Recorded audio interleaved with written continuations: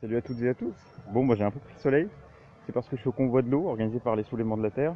Donc là, c'est le matin. Comme vous pouvez le voir, le camp se réveille. Là, il y a un chapiteau dans lequel on a écouté de la musique hier et on a dansé. Et puis là, il y a la cantine solidaire avec tout le monde qui fait la queue pour le petit déjeuner. Donc la cantine solidaire, elle propose 3 repas par jour à prix libre. Et ils sont véganes. Donc c'est vraiment accessible pour tout le monde. C'est très très bon en plus. Et donc le convoi de l'eau, si vous ne savez pas déjà ce que c'est un convoi à vélo et tracteur qui est organisé pour alerter sur la question de l'accaparement des biens communs pour l'agriculture intensive. Et on est parti d'à côté de Sainte-Soline, qui est le lieu historique de la lutte contre les méga-bassines. Vous avez entendu parler de... vous n'avez pas pu entendre parler, ne pas entendre parler de la manifestation de mars devant la méga-bassine de Sainte-Soline. Et donc on est parti de Lezay, qui est juste à côté de Sainte-Soline. On a fait un peu de route pour aller jusqu'à Jasneuil. Voilà, quelques kilomètres. Là, je passe un petit cours d'eau qui est à l'endroit de notre campement. Et, euh, et puis hier, on est parti de Jasneuil pour venir jusqu'à ici, qui est Migné-Auchan. Auxan, je ne sais pas comment dire ce village, qui est un village qui se trouve pas très très loin de Poitiers. Et en fait, on a traversé pour venir ici ce que les naturalistes qui étaient dans notre convoi appellent un désert. Qui passait par, en fait voilà, c'est une grande coopérative agricole qui s'est accaparée 2121 hectares pour faire de l'agriculture dédiée à la production d'énergie, à la méthanisation. Et donc quel rapport entre les méthaniseurs et, euh, et les méga-bassines, me direz-vous? Eh ben, c'est qu'en fait, les méthaniseurs utilisent des plantes, notamment du maïs, qui ont besoin de beaucoup d'eau. Et en fait,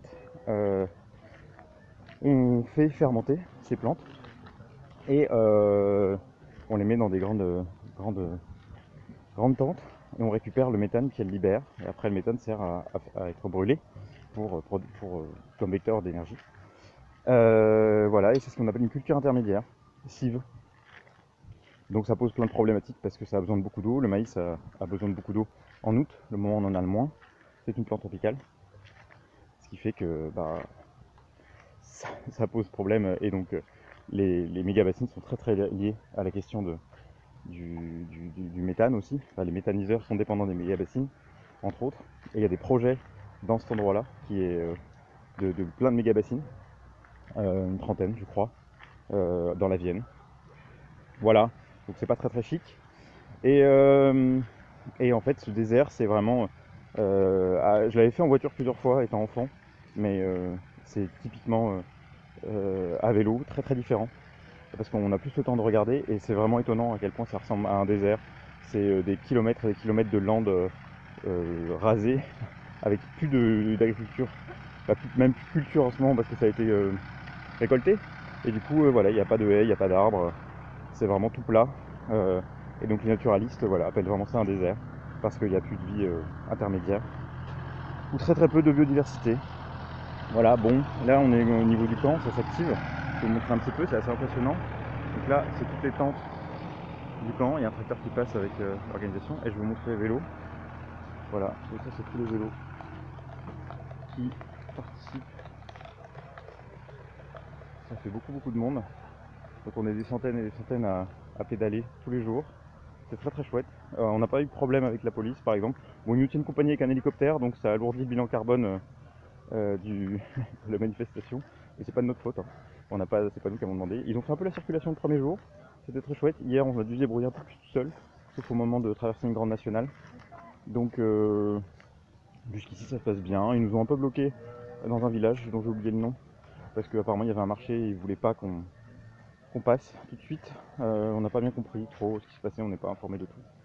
Voilà. Donc, aujourd'hui, on a encore une étape. J'ai oublié le nom de l'endroit où on va. Je crois qu'on va à Coussé-les-Bois. Voilà, donc encore 3 heures de vélo, 3-4 heures de vélo aujourd'hui, un peu le matin et un peu l'après-midi. L'après-midi c'est plus dur, il fait plus chaud.